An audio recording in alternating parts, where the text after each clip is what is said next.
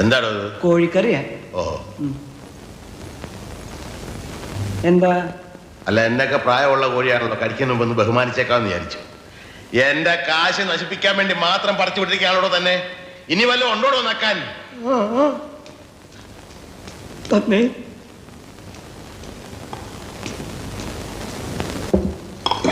മീൻകറിയാ? ഒരു വടി കിട്ടുമോ? പിന്നെ വടി ഇവിടെ ഉണ്ട്. എന്തിനാ? ഇതിനെ ഒന്ന് കൊന്നു തിന്നാനാ. പുഴയെന്ന് പിടിച്ച് അതുപോലെ ഇട്ട് കൊണ്ടുവന്നിരിക്കല്ലേ. ഉപ്പുമില്ല, മുളകുമില്ല, ഒന്നുമില്ല. ഉപ്പ് ഞാൻ ഒരു പാത്രത്തിലൂടെ കൊണ്ടുവയ്ക്കാം. പാത്രത്തിലോ?